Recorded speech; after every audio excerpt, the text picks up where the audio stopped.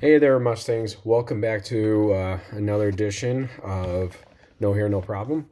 We are doing a lesson today on properties of logarithms, and this should actually be a fairly quick lesson today because it's just working with properties. I went ahead and took all of the notes for this and basically just set it up so it's going to be real quick. You don't even have to write everything down. Most of the rules you probably already know, but nevertheless, we're going to go through these pretty quickly, okay? Starting off, we're looking at 3 properties of logs. And here are the basic properties that we're talking about here in this. First one is going to be change of base. When we look at bases, I talked about this in class previously. The base of a log can be anything you want it to be realistically. But usually we work in a base 10. And when it's a base 10, you don't see the 10 written there. It's just a base that is log, an x, and there's a 10 on the bottom, but the 10's not written. We also work in base E, which means we're using natural log at that point, and that example would be like this right here, where natural log is the only one we use whenever it's a base of E. That's it. So what does this look like and why are we doing this? Natural log happens, I'm sorry, not natural log, change of base happens when we're doing stuff like where if I have a calculator that doesn't really work with different bases other than base 10, we have to know how to do this conversion. And then we also use this when we're looking at calculus stuff where we're trying to maybe do possible differentiation or integration with these. So if we look at log base 4 of 25, the way that we do the change of base here is the value that's on the top is always going to stay on the top, and the value on the bottom is always going to stay on the bottom. So the conversion for this would simply just become log of 25 over log of 4. The 25 is still on top, the 4 is now on the bottom. And that red spot that we see there, this little red spot is a base of 10. But because it's a base of 10, we don't write the base 10. We just assume it's a 10 that's there. It's just not written. So if we look at log base 3 of 17, same thing. The 17 is going to be on the top, just like it was up on top here. It stays on the top here. And the 3 will go on the bottom, just like it does here where it's on the bottom. And it's now a base of 10. If I wanted to, I can convert this to a base of natural log. I'm sorry, not base. I could convert this to natural log. And what that would look like is natural log of 17 divided by natural log of 3. And this will yield the exact same answer on the calculator. If we move on to general properties, these are the basic ones that we're going to talk about today. We are really talking about product, quotient, and power property. Okay. The product property says, and this rule is actually derived, remember, exponents of logs are just inverse operations of each other. So when we're looking at the product property, think back to just your basic rule for exponents. If I have x to the second times x to the third, we should know that x to the second times x to the third is just x to the fifth, because what's going to happen is you're just going to simply add the exponents together. Well, it's the same property, when we're talking about product property. When we're looking at log base b and we're saying a times c, some number times another number, what we're going to do is we're going to rewrite it as log base b of a plus log base b of c. So when it's multiplication, it's going to turn into addition of those separate log parts. And this is what happens when we are expanding it, okay? The quotient property, same thing. If we're going to take and try to expand this out, we're going to have x to the fifth over x to the second. Think about the rule that goes with this. 5 over 2, we do subtraction and we get x to the third power.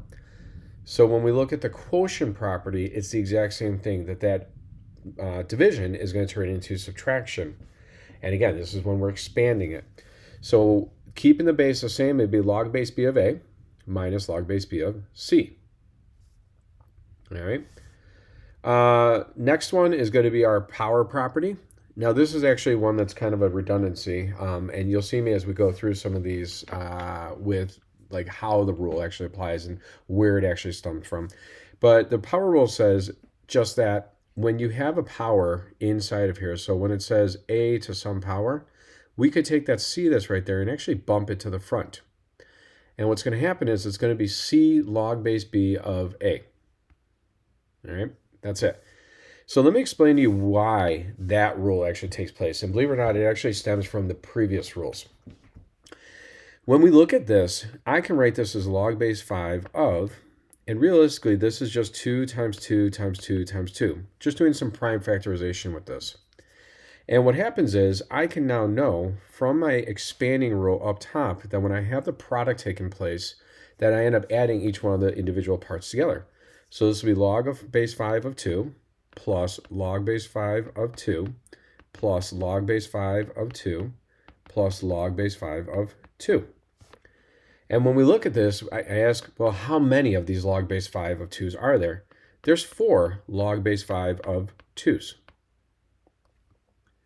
So now, how could I just create a shortcut? We just go ahead and use the rule that we just did. The rule says that I could take this right here and say that this is log base 5 of, instead of 16, I could write this as 2 to the 4th power. And that power rule says that I could take that 4 and just move it to the front here, and we end up with 4 log base 5 of 2. And we get the exact same answer. When we're talking about other properties here with natural logs and the idea of expanding and condensing, this is really important in the world of calculus. So in calculus, when you start doing integration with logs and you start doing integration with natural logs and you start doing derivatives of logs and natural logs, there's rules that we're going to be using. In order to apply those rules, you have to know how to take and expand or condense these problems. And so when we look at this, the natural log of 6, what we're saying is I can take this and break it up into natural log of 2 and natural log of 3. Okay, so 6 itself we can break into 2 times 3, so it's just natural log of 2 times 3. The rule says that if I have multiplication going on, I turn it into addition, same rule as our exponent stuff that we did, and we get natural log of 2 plus natural log of 3. Now this one's a little bit more challenging for letter B. We're saying the natural log of 2 over 27. And it's only supposed to be in the form of natural logs of 2's and 3's. Let's work through this a little bit. The first thing we should notice is that we have division going on, and that division is going to turn into subtraction. So it becomes natural log of 2 minus the natural log of 27. When we think about how to expand out that 27, the natural log of 2 is already set. That's good. We don't have to worry about that. But that natural log of 27 has to be broken down into natural log of only 3. When we look at the value of 27, if I was actually break it down into its prime factors, would be 3 and 9, and then 3 and 3. Okay? And so what we know is that 27 is just really 3 times 3 times 3. And if I think about that in a condensed form, it's really just 3 to the 3rd power. So that 27 can actually be rewritten as 3 to the 3rd power. Now our rule says that I can take that 3, that power that we have there, and that power can get moved up to the front here, and what's going to end up happening is we'll have natural log of 2 minus 3 natural log of 3. So what about when we have large values? Let's say we have like natural log of 432. Well, let's see if we can break this up a little bit. Let's use prime factorization to break this up. Okay, we have 432. I'm going to go ahead and break this up into smaller parts using prime factors. If I divide by 2, 432 divided by 2 is going to equal 216. If I divide by 2, it's going to be 2 and 108. If I divide by 2, it's going to equal 2 and 54. If I divide by 2, it's going to equal 27. And then 27 is not divisible by 2, so we stop. What about if I want to divide by 3? Then it's going to become 3 and 9, and then 9 divides by 3, and we get 3 and 3. So now when we look at this, here's what we've got for the prime factorization. We have natural log, that's not the thing I wanted to use, natural log of 2 to the 1, 2, 3, 4th power times 3 to the 3rd power. Let's go ahead and break this up. That multiplication that we had there is going to turn into addition. And then our power rule says that we could take those 3's, the exponents, the 4 and 3, and move them to the front. And this will be 4 natural log of 2 plus 3 natural log of 3. Done. Okay? All right, let's go ahead and continue working with expanding and using properties to expand and condense these. All right? When we look at this, think about step by step what we're going to do to get through this. Now, there's a process you want to do. Always the same process when you're expanding. Anytime we're expanding, let's look at the product first, then let's worry about quotients, then let's worry about powers, okay? So when I think about the product first, you should recognize that this says log base 4 of 5 times x to the third times y. Those multiplication parts are going to turn into addition. So if we convert those to addition, it's going to be log base 4 of 5 plus log base 4 of x to the third plus log base 4 of y. Now we're going to switch to quotient. I don't have any quotient because there's no division going on anywhere inside this problem. So we move to the next one, which is now let's focus on the exponents. And the only exponent that we have in this is that 3 that's there. So that 3 is going to get bumped to the front here, and we're going to have log base 4 of 5 plus 3 log base 4 of x plus log base 4 of y. This is the expanded form. Before we move into the next section, I do have to review really quickly because we're going to see radicals in these. I need you to understand with radicals, when we look at a radical, meaning a root, what does it mean in terms of an actual exponent? When we say the square root of x, realize that that's really the same as x to the 1/2 power. And again, that's because it's a 1 and it's a 1 and a 2 that's going on here. I gotta get rid of that box there. So it's a 1 and a 2 in the exponents there. Let me get rid of this. So it's a 1 and a 2 this right here. And when we do that, we do the 1 divided by the 2, and we end up with x to the 1/2 power. Just like if I had the cube root of x, that's x to the 1/3. And if I had the root where it's like square root of x to the 4th, that's just saying 4 divided by 2, which is just going to equal x to the 2nd. Okay, excuse me. So let's start off. This time when we're doing this, we're going to be expanding it. And again, you notice on the top there we use product quotient power. We're going to continue using product quotient power when we're expanding. Okay. We look at this first. There's no multiplication going on here. We're going to jump right down to quotient. If we do quotient, we see that there's division. We're going to break this up into 2 separate parts. It's going to be the top part, which is natural log of 3x minus 5, square root of natural log of 3x minus 5, minus the natural log of 7. Then we say, well, let's look at the powers. Well, we have a root here, and I just said that roots are actually a power when we write them out. That square root that's right there is really like saying 3x minus 5 to the 1/2 power. That 1/2 is going to get bumped over to the front because of the power rule, and we have 1/2 natural log of 3x minus 5 minus natural log of 7. Now, it should be noted that this part right here, that 3x minus 5, that does not expand. We don't have a rule for expanding subtraction. So don't try to expand subtraction. You just let it be what it is. Okay. Next one. Let's work through this a little bit here. We have a product and we actually have a quotient. Okay. So let's deal with this one thing at a time. Product. You can see that we have multiplication going on there. What would that look like? Well, that natural log base 3 of 3 times x to the 4th is going to become natural log base 3 of 3 plus natural log base 3 of x to the 4th. We move to the subtraction, the division that's going on there, and that division is going to turn into subtraction, and so it's going to become minus log base 3 of x minus 5. So then the last thing to do there is then focus on that power that's there. That 4 is going to get moved to the front. Now, we're trying to simplify these whenever we can, and so when we look at this, it says we have natural log base 3 of 3 plus 4 natural log of 3 base 3 of x minus natural log minus log base 3 of x minus 5. What's important to recognize is when we can simplify a little bit further. Log base 3 of 3, that's one of our rules. That is a rule that says that when we look at this, log base 3 over, log of 3 over log of 3, if I did the change of base, simply equals 1. And so whenever we see that, we can go ahead and say it's just going to equal 1, and we're done. We can just leave it exactly as it is, okay? All right, moving on. Now we're going to go the other direction. Sometimes, instead of expanding, we have to do what's called condensing, meaning let's put it together into one singular thing at the end. And this is one of the tools that's going to help us with solving later on in later sections of this unit, is when we have parts where you have 2 separate items and I want to put them together into one, you have to follow the rules of how to condense. And in order to do that, we actually go the other direction. So instead of product and the quotient and power, we go power, then quotient, then product. Watch what happens. The first thing we're going to look at here is this half power. If we go backwards, we're going to go backwards of 3 as well.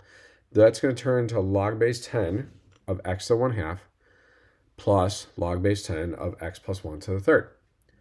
Now let's continue backwards. We have addition going on here, which means I don't have to focus on quotient because subtraction would imply quotient.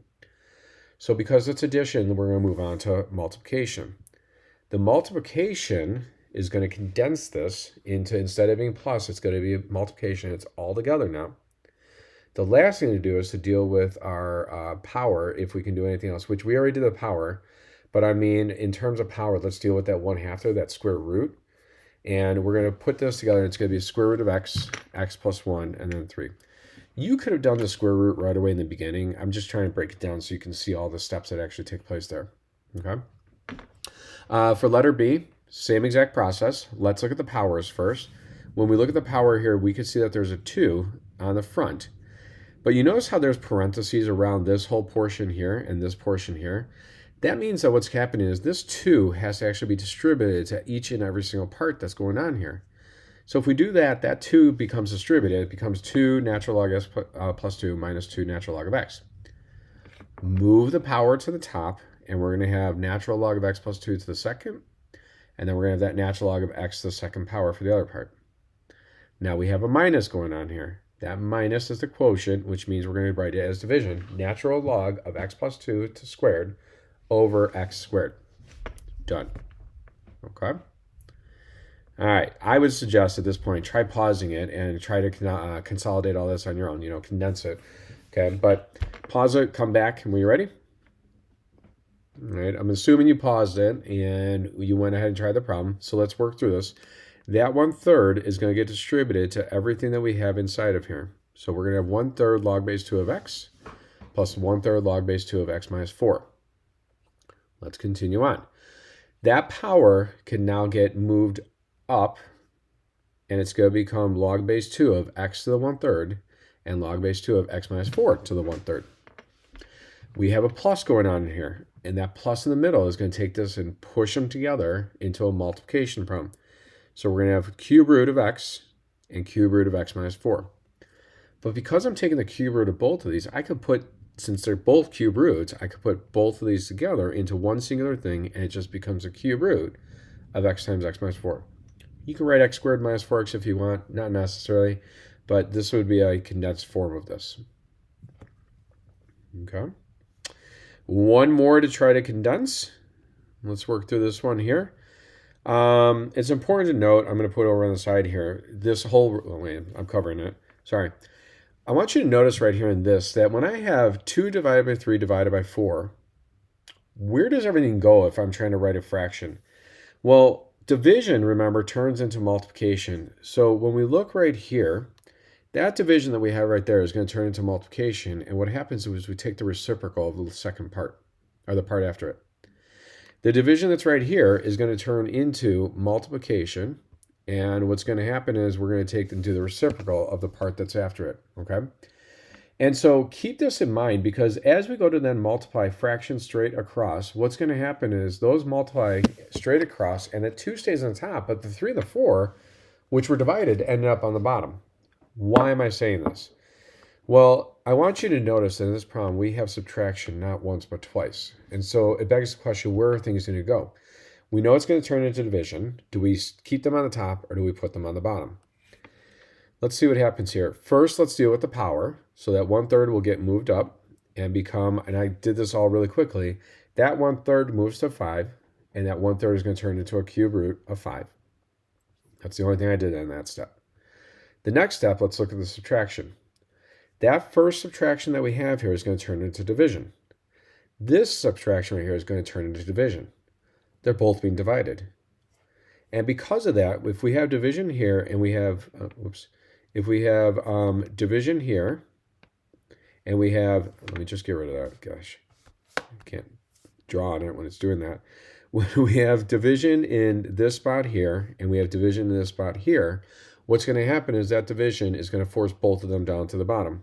And so this is what we see. X plus 3 is down the bottom, x plus 1 is on the bottom. And if we're condensing this, that means we should be pushing things together. The x plus 3 and x plus 1 can get multiplied out and be an x squared plus 4x plus 3. That's it. So there's our lesson in a nutshell. Just practicing using rules for expanding and condensing. Just remember to try to follow the process. Don't get too crazy. And understand something. This is where most of the mistakes happen. When you're condensing, you should only have the word log written one time. When we are expanding it, it's going to be written multiple times. So you got to read the directions so you know which way to actually write it, okay? You got this. I believe in you. You guys don't forget to like and subscribe to my channel. Take care and have a great day.